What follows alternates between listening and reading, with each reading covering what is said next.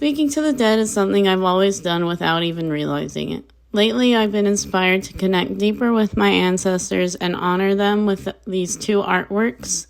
The other one I'm going to definitely show you in another video, but you'll occasionally see me working on it here.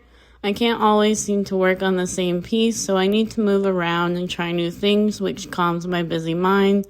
I've been trying to fight this over the many years, but I've realized that's hindered it more than helped it.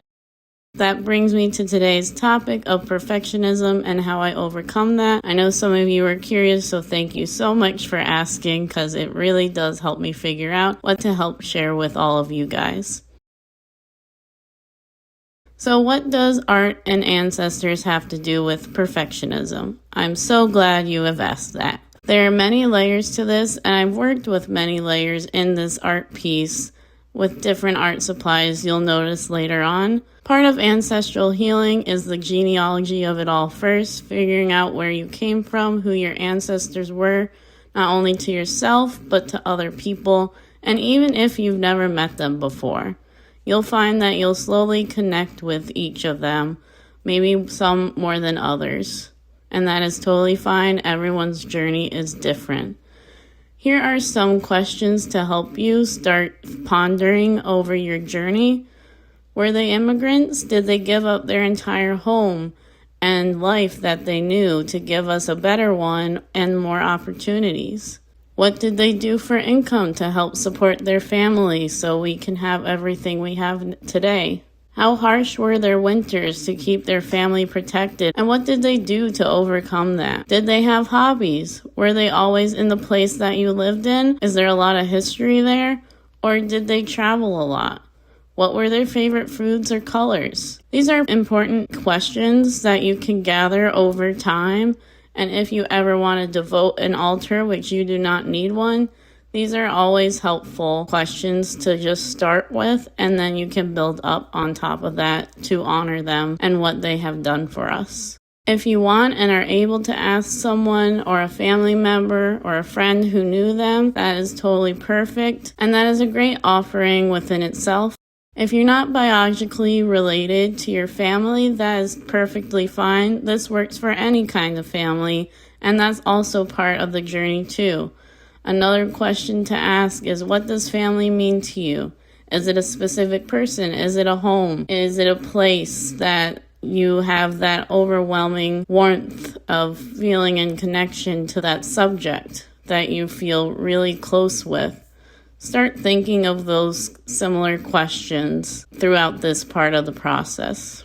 And that has been part of my process. I wanted to share with you guys in case that helps or maybe brings some new light into the subject for you, especially if you're just starting out with that. I am honoring some of my creative ancestors by connecting with them through this art meditation. I'm using layers of colors, patterns, and shapes that just pop into my mind and honoring that. And you'll see in the beginning, I was really fighting with this shape for a long time because it was just way too obvious what it was, and it wasn't what I thought it was going to be at all. I wanted it to be this really cool and detailed art piece right out of the gate, and then I realized that's the exact thing that I've been working on, is to accept things as they come to me, take a break when I need it. If you're going to really just keep going and pushing through and something's not working, that's going to make it less fun. And we want art to be fun, right? Taking a break and returning with fresh eyes, this helps clear the mind of any negative clutter because we've just been staring at this for so long. We just see all the negative things about it. So to overcome that part of perfectionism, it's okay to step back. You can take a day, 2 days a week. As long as you come back to it, that's fine. Not every artwork I do is done in one day. That's ridiculous. Unless it's like a really quick and simple doodle. Do not give yourself that expectation at all. This may sound simple, but it really does work and helps make it more fun to return to this finished piece. So I realized as I continue working on this that this was really an abstract DNA shape, and just decided to go with the flow and accept what shapes and colors were coming to me. You'll see I didn't really like how it was going, and I just took my frustrations out on it, made scribbles with light colors, then went to the other piece and came back to this one just to take a quick break from it, and then realize, let's calm down. It's going to come out how it needs to, and that's okay.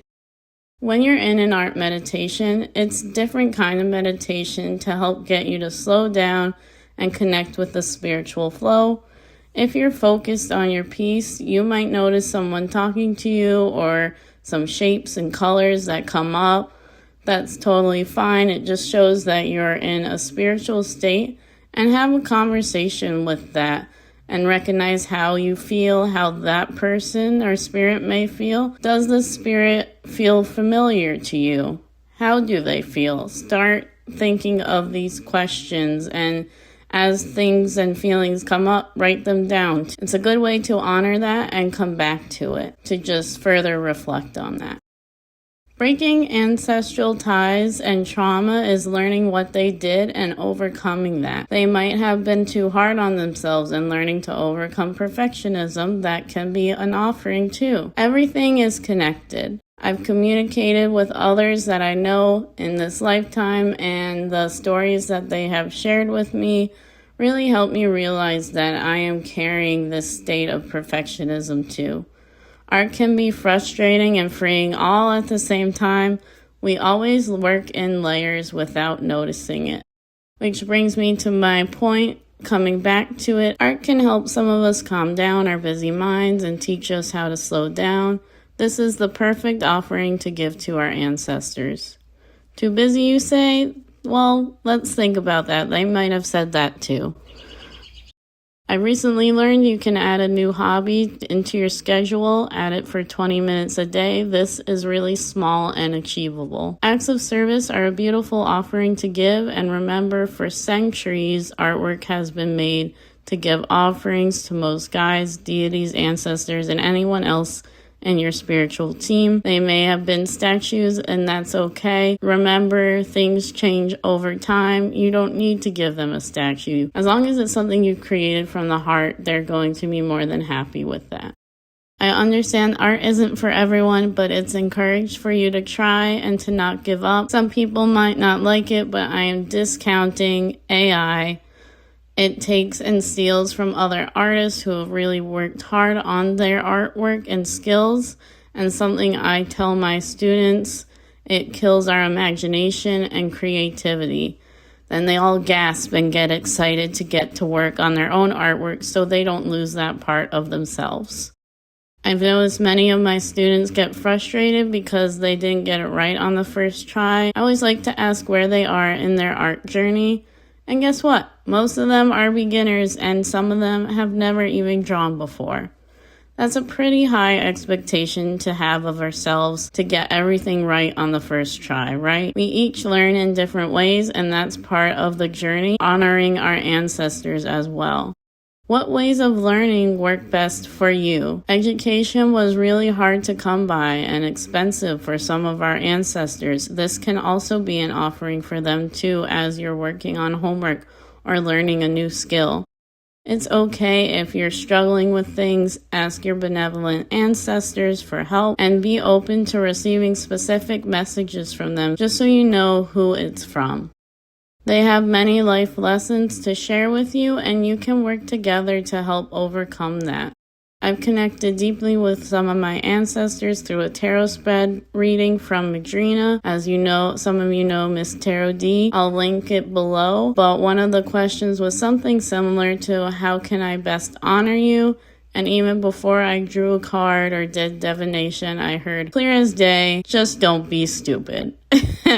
So I had to stop my reading because I was just cracking up so much from that. Don't get too lost in it. Remember to have fun while you're creating, while you're honoring your ancestors. And remember, we do everything in layers. And I know that can get overwhelming and we want everything to be perfect, but that is not an achievable goal. Perfectionism is not a thing, and it's something good to consider is how can I best honor myself in the most authentic way that I can. I would rather choose authenticity over perfectionism any day.